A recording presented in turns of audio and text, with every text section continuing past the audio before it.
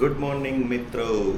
આજે તારીખ છે જાન્યુઆરી 25 અને હું જવા જઈ રહ્યો છું અબ્રાહમ લેક. અત્યારે હું છું કેલગરીમાં, જ્યાં હું રહું છું મારા અપાર્ટમેન્ટની અંદર. અને તમે બહાર જોઈ શકો છો ટેમ્પરેચર છે -17 અને ફીલ્સ લાઇક છે -19. અને આપણે જ્યાં અબ્રાહમ લેક ઉપર જ્યાં જવાનું છે ત્યાં એ પહાડોની અંદર આવેલું છે, તો ત્યાં તો ટેમ્પરેચર આના કરતાં પણ વધારે હશે.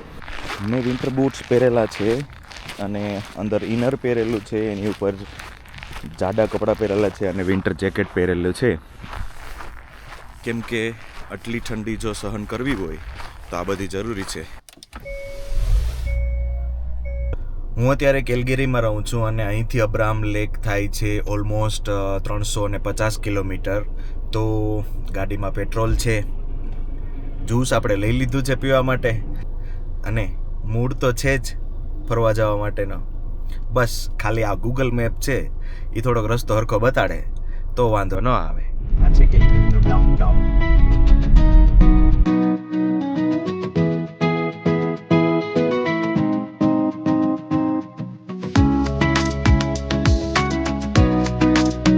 આપણે પહોંચી ગયા છીએ કેનમોર અને બેન્ફની વચ્ચે, જ્યાંથી આપણે કેનેડા પાર્ક્સનો પાસ લેવો પડે. Hello, hi. Just for one day pass? Yes, $12.25 ખાલી ચાર્જ લીધો છે. એ લોકોએ મને એક રિસિપ્ટ આપી છે, જે રિસિપ્ટને આપણે આવી રીતના વિન્ડશીલ્ડ ઉપર ચોંટાડવાની હોય છે.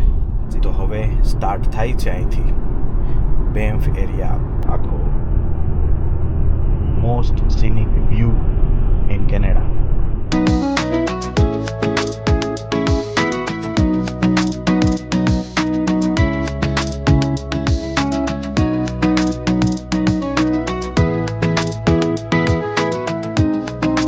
આપણે જઈએ તો અબ્રાહમ લેક, પણ વચ્ચે 2-3 બીજા અલગ અલગ નાના નાના લેક પણ આવે છે સાથે સાથે, તો આપણે એ પણ જોતા જઈએ. કેટલો આઈસ પડે છે ને આલ્બર્ટાની અંદર, એ તમને આની ઉપરથી આઈડિયા આવશે. 4 થી 5 ફૂટનું થર હશે.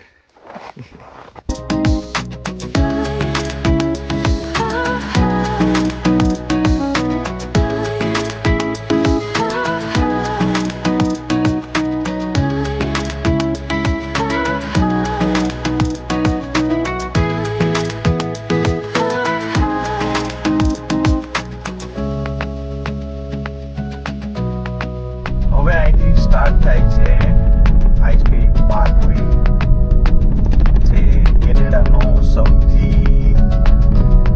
સૌથી સારામાં સારો વ્યૂ વાળો રોડ માનવામાં આવે છે.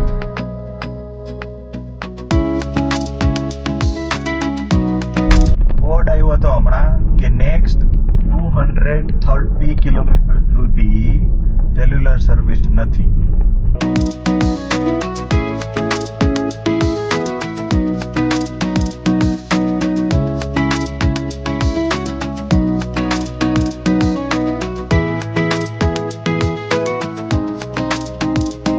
આપણે પહોંચી ગયા છે જે જગ્યાએ આપણે આજે પહોંચવાનું હતું, અબ્રાહમ લેક. તો જો આ છે હાલત ચાલવાની.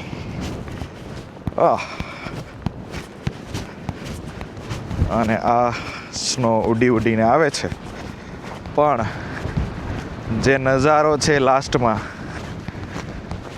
એના માટે આ બધી તકલીફો પણ ઓછી છે.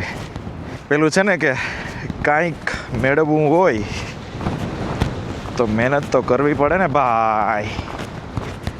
આટલો સ્નો પડ્યો છે, હવે માતાજી કરે ને જે જોવા આવ્યા છે એ દેખાઈ જાય તો સારું. આખું લેક તો ઢંકાયેલું છે સ્નોથી, તો હવે આમાં શ્યોર નથી કે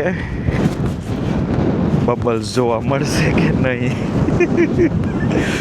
ત્યાં તમે જોઈ શકો છો ઘણા લોકો છે જે કદાચ બબલ્સ જોવાની તલાશમાં મારી જેમ પહોંચ્યા છે.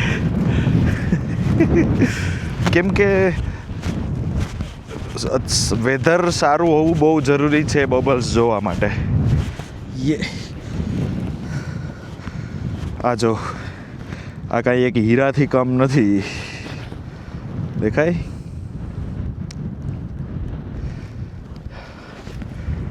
અને અહીંયા નીચે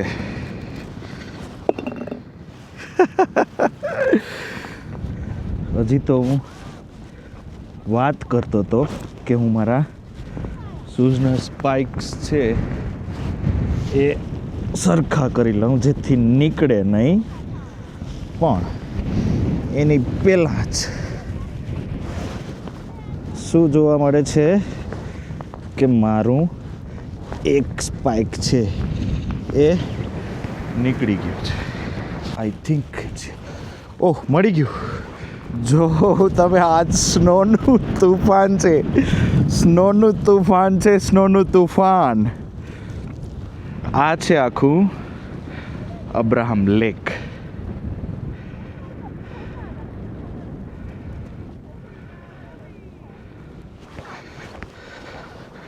આ જો કેટલું ટેમ્પરેચર માઇનસમાં ગયું હશે ત્યારે આ આટલું જામ્યું હશે. તમે જોઈ શકો છો જેમ ધૂળ ઉડતી હોય ને એમાં સ્નો ઉડી રહ્યો છે. હજી સુધી આપણને ક્લિયર બબલ્સ જોવા નથી મળ્યા, થોડા દેખાય છે. હું તમને બતાવું. જો બબલ્સ નીચે તમને જમીન પણ દેખાતી હશે. આટલું ઊંડું અહીંયા નથી હજી, એટલું ઊંડું. આ કદાચ 1 ફૂટ જેટલું હશે. અહીંયા મસ્ત બબલ દેખાય છે અને આઈસની અંદર ક્રેક્સ પણ છે. દેખાય? મોટા ક્રેક્સ પણ છે. અને અહીંયા હું એમ નથી કહેતો કે હવે આ નીચે જમીન છે, કેમ કે હવે આપણે ઓલમોસ્ટ જાત દૂર આવી ગયા છીએ કિનારાથી. તમે જોઈ શકો છો વચ્ચે છીએ આપણે, અને બધી બાજુ કિનારો બહુ જ દૂર છે. તો આટલા અંદર આવી ગયા પછી આપણે નથી કહી શકતા કે નીચે જમીન ક્યાં હશે, કેટલી ઊંડી હશે. પણ આનું થર એટલો જાડો છે કે તૂટે એમ નથી, એટલા માટે આ સેફ છે આની ઉપર. ચાલુ મારા કરતાં પણ હજી વધારે ઊંડા લોકો ગયા છે અને ત્યાં ફોટોઝ ને એવું બધી લે છે પોતાની રીતે. Bubbles bubbles bubbles bubbles bubbles. Abraham lake વિશે એક ખાસ વાત સાંભળો. આ કોઈ નેચરલ લેક નથી, એટલે કે આ કોઈ કુદરતી રીતે બનેલું કોઈ લેક નથી, પણ આ એક મેન મેડ લેક છે. નોર્થ સાસ્કેચુઆન રિવર ઉપર માણસો દ્વારા બનાવેલો એક શું કહેવાય કે લેક છે, જે આલ્બર્ટા માટે ઇલેક્ટ્રિસિટી બનાવવાનું કામ કરે છે. વિન્ટરમાં તો એ પોસિબલ નથી કે ઇલેક્ટ્રિસિટી જનરેટ કરી શકે, કેમ કે તમે જોઈ શકો છો કે એ આખું ફ્રોઝ થઈ જાય છે. અને વિન્ટરમાં એ આપણા માટે ફોટો પડાવવાનું કામ કરે છે. જે અબ્રાહમ લેકની અંદર જે બબલ્સ દેખાય છે એ મિથેન ગેસના બનેલા છે. જેથી જો તમે અહીંયા આવી અને સિગરેટ પીવો નોર્મલ દિવસોમાં, તો એ તમારી લાસ્ટ સિગરેટ હોય અને કદાચ તમારો ઇન્સ્ટાગ્રામનો લાસ્ટ ફોટો પણ. કેમ કે મિથેન ગેસ છે એ ફ્લેમેબલ હોય છે, એટલા માટે.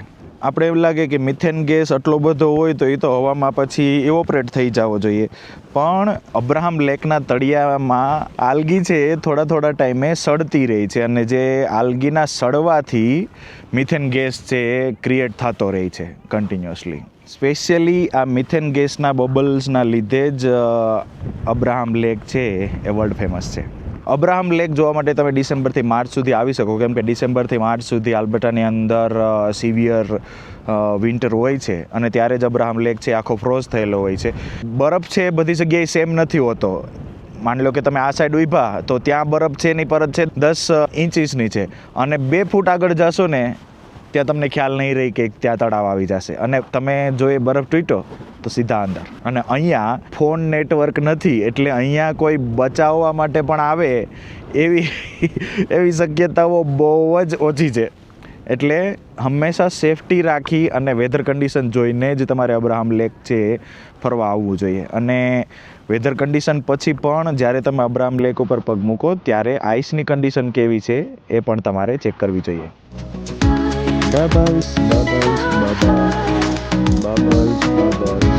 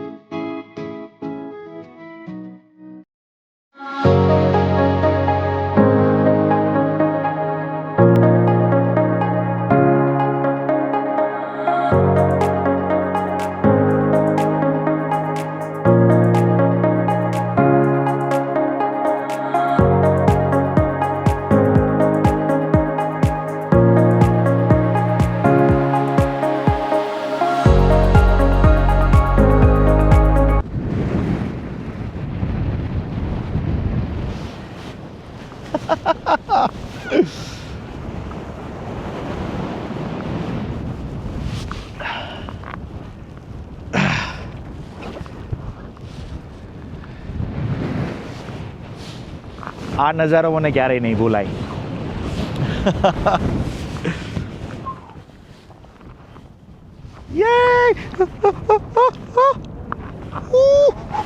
જો Oh my god. Oh my god. Oh my god.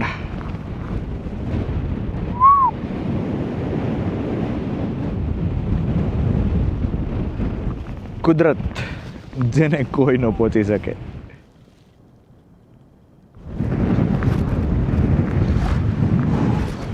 અતિશય પવન આવે છે, અતિશય. તમે જોઈ શકો છો નીચે કેટલી સ્પીડમાં બરફ જાય છે ને. જો આ સ્પાઇક ના હોત મારા શૂઝની અંદર તો ડેફિનેટલી હું વયો ગયો હોત આવા જા.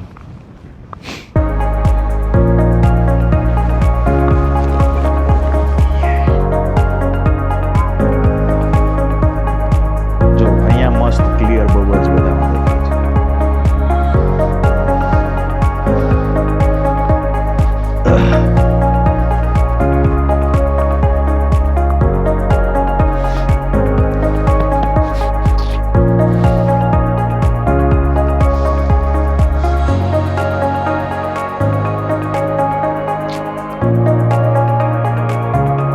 સ્નો નથી હો, સ્નો અહીંયા છે, આ બબલ્સ છે.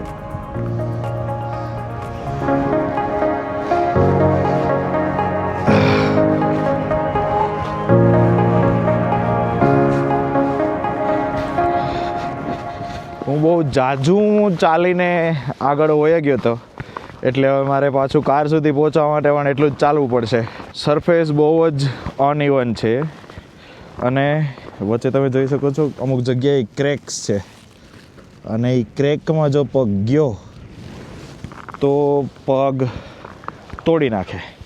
તમને ખ્યાલ જ હશે કે આઈસ છે એ ધારદાર ચાકુની જેમ કામ કરે.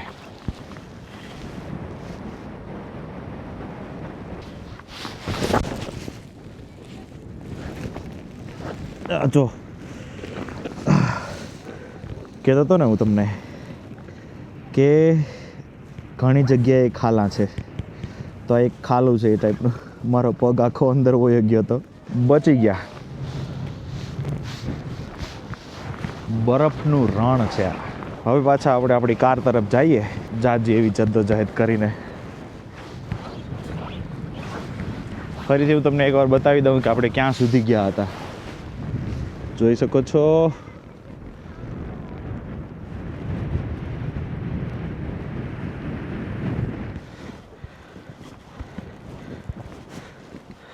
તો આ હતું અબ્રાહમ લેક, જ્યાં મિથેન ગેસના બબલ્સ બની જાય છે જ્યારે વિન્ટરની અંદર. અબ્રાહમ લેક છે આખો ફ્રીઝ થઈ જાય છે. જો તમને અમારો વ્લોગ ગમ્યો હોય તો આ વિડીયોને લાઈક કરી દેજો. તમારા કોઈ સજેશન હોય અને તમને વિડીયો કેવો લાગ્યો એ કોમેન્ટ કરી દેજો અને ખાસ મારી ચેનલને સબસ્ક્રાઈબ કરી લેજો આવા જ એડવેન્ચરવાળા વ્લોગ્સ જોવા માટે. મળશું હવે નેક્સ્ટ વ્લોગની અંદર. ત્યાં સુધી જય માતાજી.